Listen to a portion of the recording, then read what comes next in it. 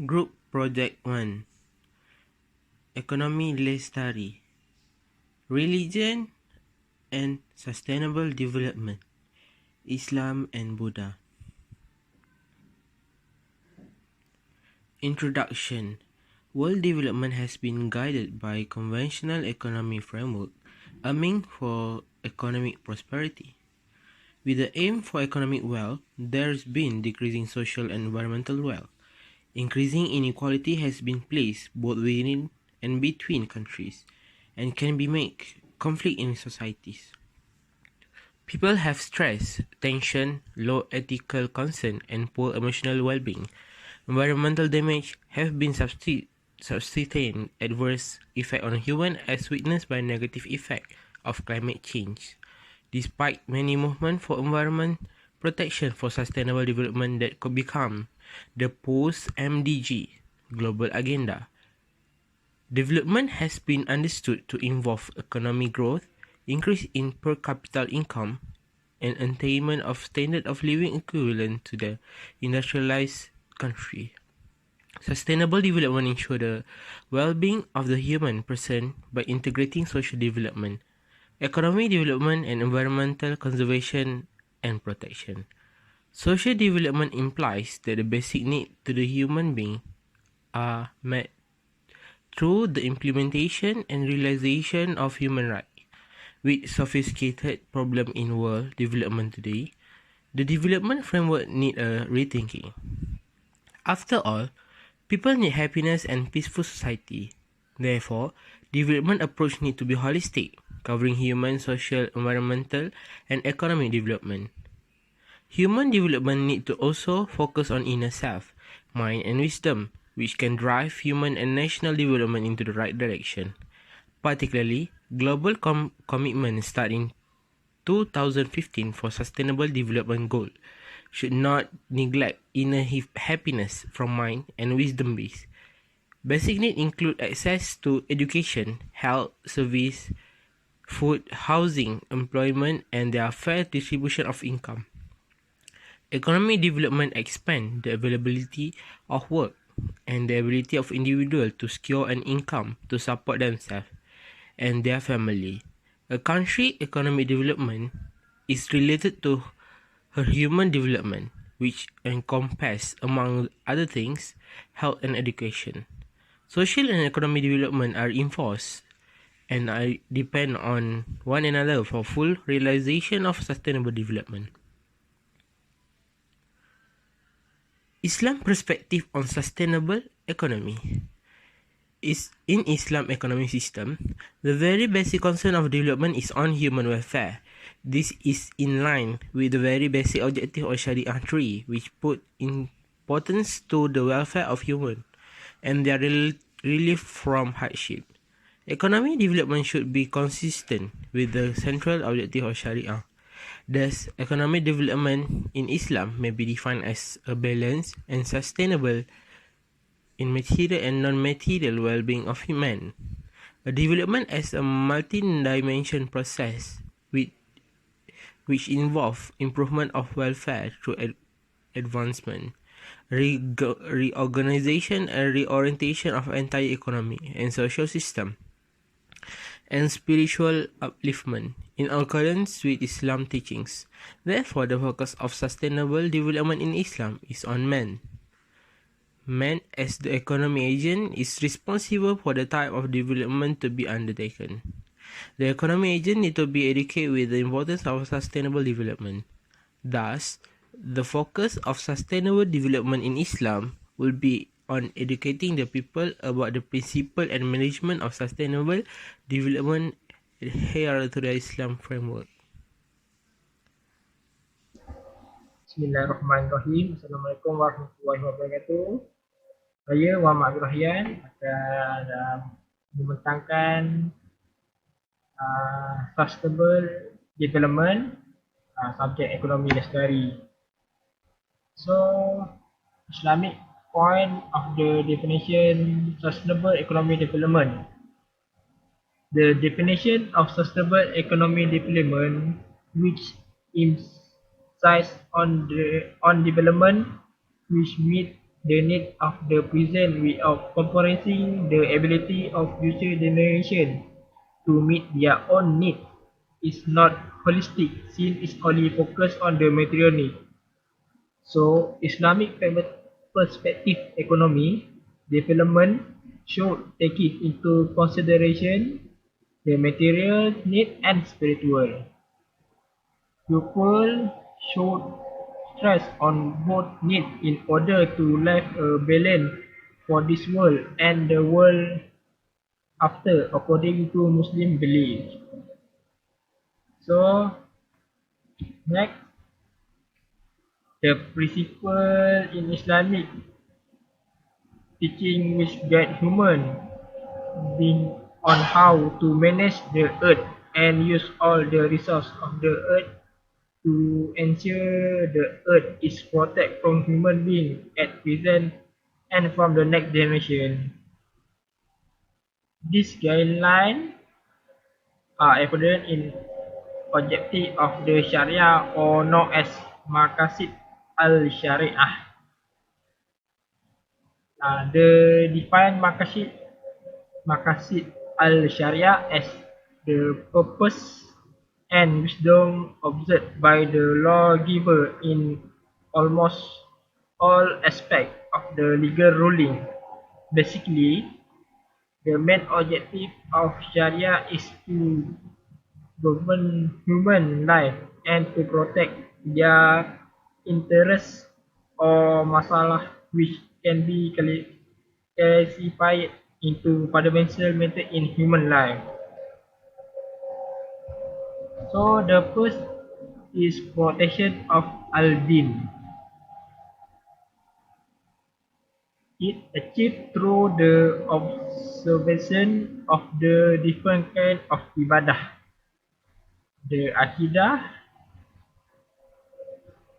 ibadah and muamalat which are legitimate to all Muslims intend to manage the relationship between Muslim and Allah and also among Muslims themselves.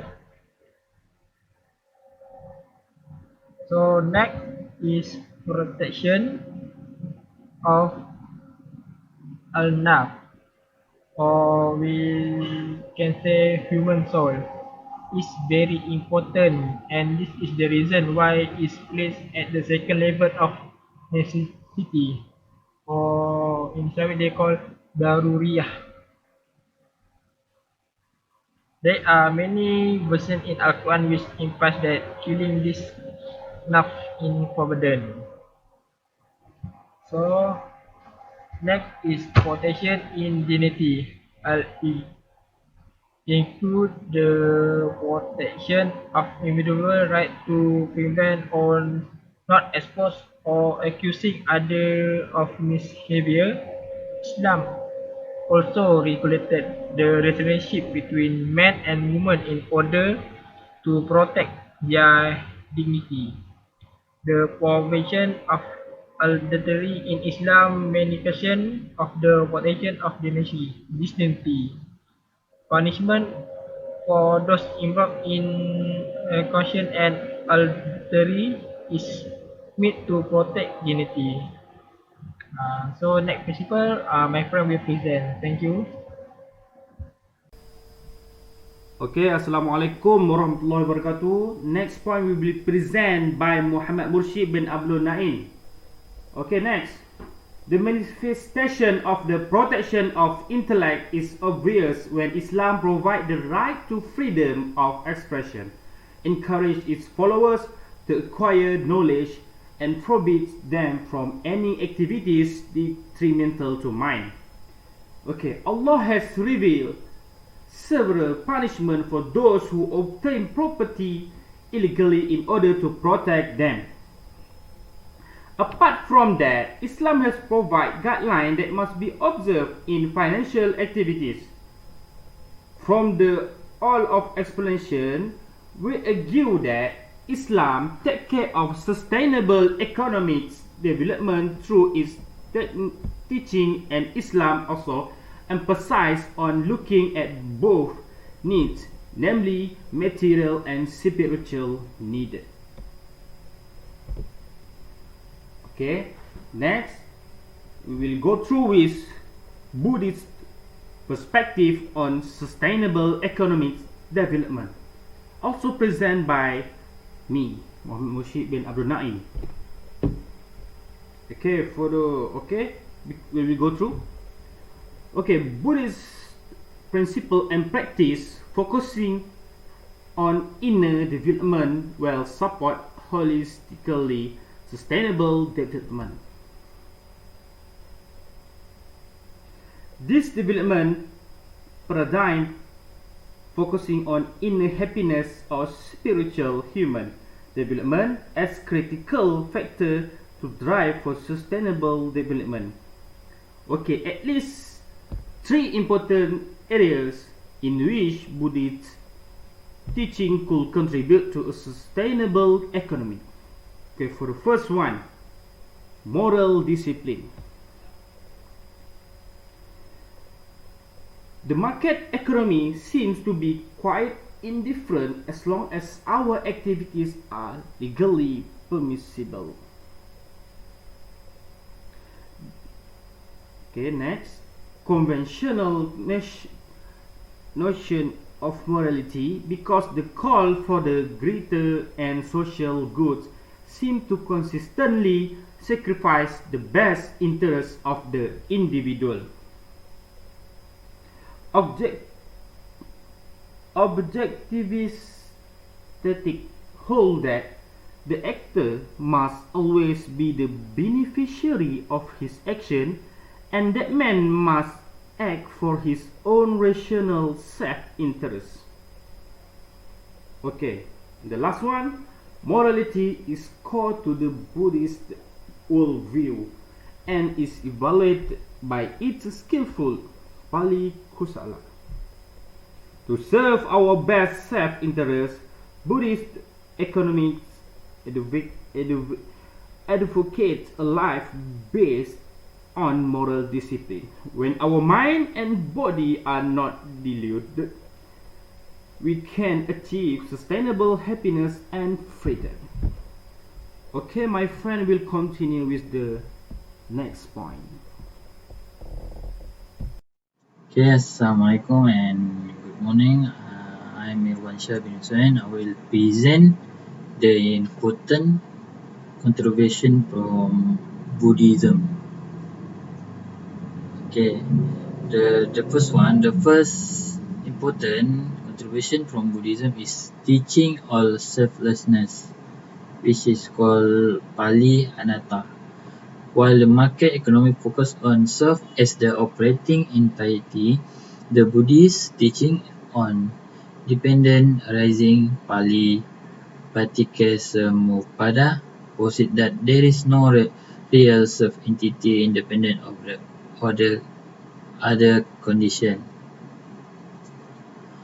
Okay, the second important contribution from Buddhism is that change the individual and societal level are inseparable, so that our values reflect social and economic realities, while social and economic realities are shaped by our values.